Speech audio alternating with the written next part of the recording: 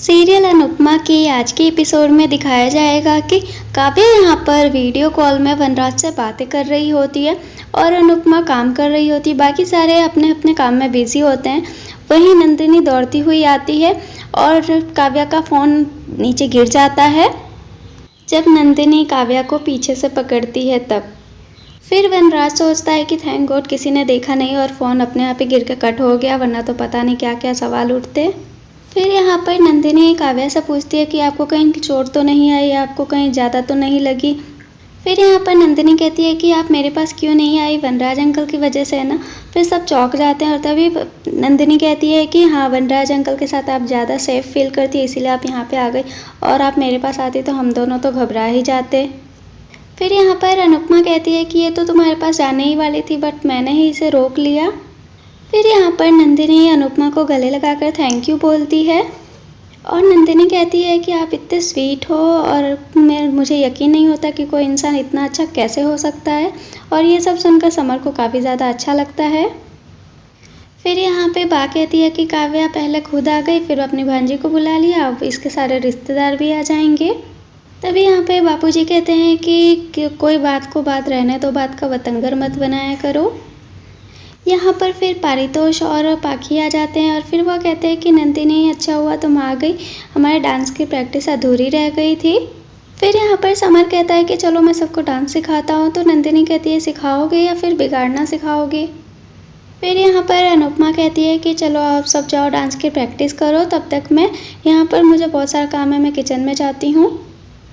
फिर यहाँ पर काव्या को अनिरुद्ध का कॉल आता है और वो उसको फिक्र होती है ऐसा बोलता है। फिर काव्या यहाँ पे बोलती है कि फेक फिक्र करने की ज़रूरत नहीं है। फिर अनिरुद्ध यहाँ पे बोलता है कि मैंने बस इसलिए कॉल किया कि मैं 2-4 दिनों के लिए सूरत जा रहा हूँ, तुम अपनी कीज़ लेके नहीं गई हो, इसीलिए पहले की तरह मैं गमले में छुपा के जा रहा हूँ, आके ले लेना।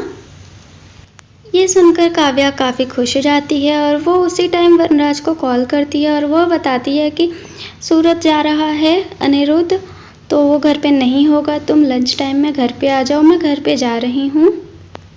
तभी वहाँ पर अनुपमा आ जाती है और काव्या को ऐसा लगता है कि शायद इसने बातें सुन ली, पर ऐसा कुछ भी नहीं होता है, अनुपमा ने कुछ नहीं सुना होता है और वो बस वहाँ पर उसे चार्जर देने आई होती है। तभी काव्या कहती है कि मैं अपने घर जा रही हूँ। फिर अनुपमा कहती है कि अपने घर क्यों जा रही हो, जब सब ठीक हो जाएगा, जब तुम्हें इसका हल मिल जाएगा तब चली जाना। फिर वह कहती है कि अनिरुद्ध घर पे नहीं है इसलिए मैं जा रही हूँ। तो फिर वो कहती है कि जब वो आ जाएगा तब क्या होगा। फिर वह कहती है कि ठीक है, मैं कपड़े लेकर वापस आ जाऊँगी।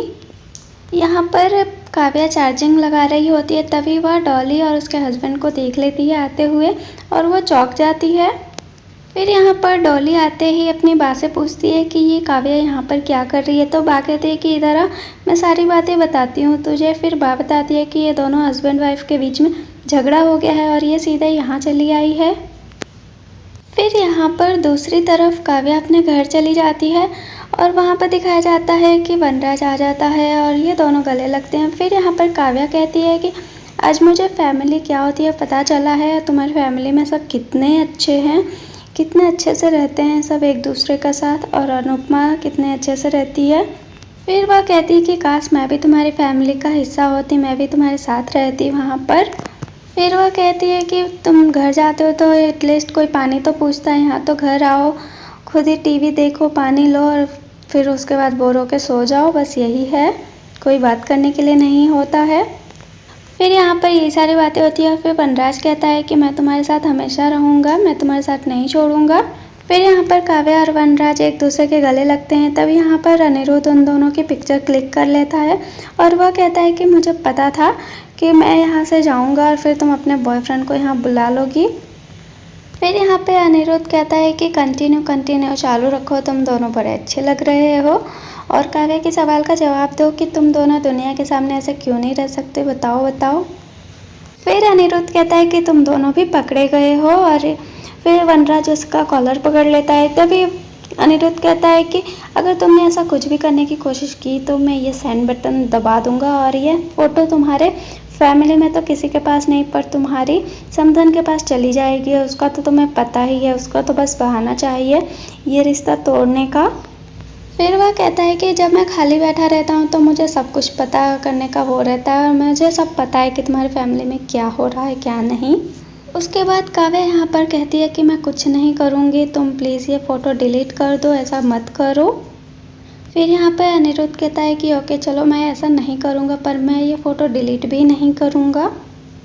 फिर यहाँ पर राखी ये सोच रही होती है कि ये सगाई होने के बाद कोई ख़ास वजह ढूंढनी होगी इस शादी को रोकने के लिए, इसे टूटने के लिए, क्योंकि सगाई अगर होने से पहले टूटी तो ज़्यादा अफसोस नहीं होगा, और सगाई होने के बाद टूटी तो बहुत ज़्यादा फ़र्क पड़ेगा और मिडिल क्लास वालों को इसका फ़र्क ज़्यादा पड़ेगा, हमें तो कोई फ़र्क नहीं पड़ेगा।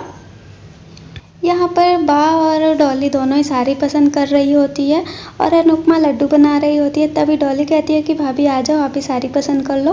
तभी बा कहती है कि उसे कुछ साड़ियों का खबर नहीं पड़ती है, तेरी पसंद उससे ज़्यादा अच्छी है, तो उसे रहने दे, तू ही पसंद कर ले।